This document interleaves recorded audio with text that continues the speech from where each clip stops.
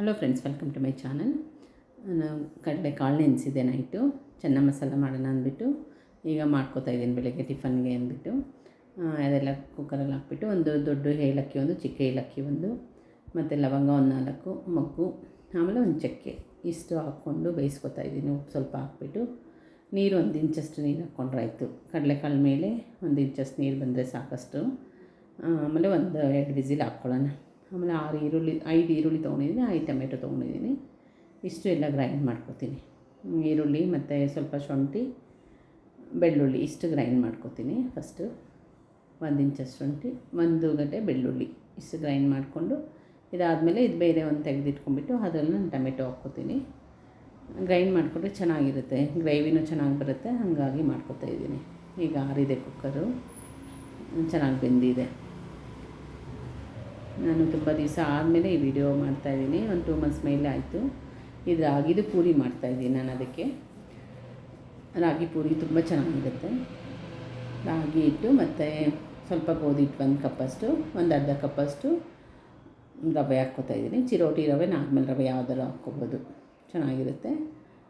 ಹಾಕ್ಕೊಂಡು ಚೆನ್ನಾಗಿ ಕಲಿಸ್ತಾಯಿದ್ದೀನಿ ಉಪ್ಪು ಸ್ವಲ್ಪ ಹಾಕ್ಬಿಟ್ಟು. ಆಮೇಲೆ ಅದಕ್ಕೆ ನಾನು ತುಪ್ಪ ಹಾಕ್ಕೊತಾಯಿದ್ದೀನಿ. ಎಣ್ಣೆನೂ ಹಾಕ್ಕೊಬೋದು, ಎಣ್ಣೆ ಬದಲು ನಾನು ತುಪ್ಪ ಹಾಕ್ಕೊತಾಯಿದ್ದೀನಿ. ಯಾಕೆಂದರೆ ರವೆ ಎಲ್ಲ ಹಾಕಿರ್ತೀವಲ್ಲ, ಸ್ವಲ್ಪ ಮೆತ್ತಗೆ ಕಲಿಸ್ಕೊಂಡ್ರೆ ಒಳ್ಳೆಯದು. ಮೆತ್ತಗೆ ಕಲಿಸಿದ್ರೆ ಸ್ವಲ್ಪ ಗಟ್ಟಿ ಆಗುತ್ತೆ, ಆಮೇಲೆ ರವೆ ಎಲ್ಲ ನೆನಿಬೇಕಲ್ಲ, ಹಾಗಾಗಿ. ಆಮೇಲೆ ಸ್ವಲ್ಪ ಎಣ್ಣೆ ತುಪ್ಪ ಹಾಕ್ಕೊಂಡಿದ್ದೀನಿ. ಈರುಳ್ಳಿ ಪೇಸ್ಟ್ ಮಾಡ್ಕೊಂಡಿದ್ದೆಲ್ಲ ಅದು ಹಾಕ್ಕೊತಾಯಿದ್ದೀನಿ.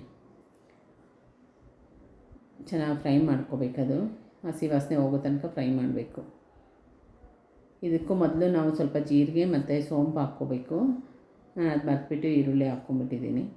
ಈಗ ಟೊಮೆಟೊ ಆಮೇಲೆ ಒಗ್ಗರಣೆ ಮಾಡಿಕೊಂಡು ಹಾಕ್ಕೊಬೋದು, ಅದು ಈರುಳ್ಳಿ ಮತ್ತು ಜೀರಿಗೆ. ಈಗ ಹಾಕ್ಕೊತಾಯಿದ್ದೀನಿ. ಒಂದು ಎಣ್ಣೆ ಸ್ವಲ್ಪ ಹಾಕ್ಕೊಂಡು, ತುಪ್ಪ ಸ್ವಲ್ಪ ಹಾಕ್ಕೊಂಡು, ಏನಾದ್ರು ಒಂದು ಹಾಕ್ಕೊಂಡು ಸ್ವಲ್ಪ ಒಗ್ಗರಣೆ ಮಾಡ್ಕೊಂಡ್ಬಿಟ್ರೆ ಆಯಿತು, ಘಮ ಚೆನ್ನಾಗಿ ಬರ್ತಿರುತ್ತೆ. ಈಗ ಪೌಡ್ರೆಲ್ಲ ಹಾಕ್ಕೊಳ್ಳೋಣ. ಚೆನ್ನಾಗಿ ಫ್ರೈ ಮಾಡಿ ಹಸಿ ವಾಸನೆ ಎಲ್ಲ ಹೋಗಿರುತ್ತೆ. ಆಮೇಲೆ ಸ್ವಲ್ಪ ಟರ್ಮರಿಕ್ಕು ಮತ್ತು ಕಾಳು ಮೆಣಸು ಪುಡಿ ಮತ್ತು ಜೀರಿಗೆ ಪುಡಿ 1-2 ಸ್ಪೂನ್ ಹಾಕ್ಕೊತಾಯಿದ್ದೀನಿ. ಇಷ್ಟು ಹಾಕ್ಕೊಂಡು ಚೆನ್ನಾಗಿ ಫ್ರೈ ಮಾಡಿಕೊಂಡು, ಈಗ ಧನ್ಯ ಪುಡಿ, ಆಮೇಲೆ ಅಚ್ಚ ಖಾರದ ಪುಡಿ 1 ಸ್ಪೂನ್, ಖಾರ ಎಷ್ಟು ಬೇಕೋ ನೋಡ್ಕೊಂಡು ಹಾಕ್ಕೊಳ್ಳಿ. ಅಷ್ಟು ಚೆನ್ನಾಗಿ ಫ್ರೈ ಮಾಡೋಣ. ಅದು ಹಸಿ ವಾಸನೆ ಎಲ್ಲ ಹೋಗ್ಬೇಕಲ್ಲ, ಹಾಗಾಗಿ ಚೆನ್ನಾಗಿ ಫ್ರೈ ಮಾಡ್ಕೊಳ್ಳೋಣ.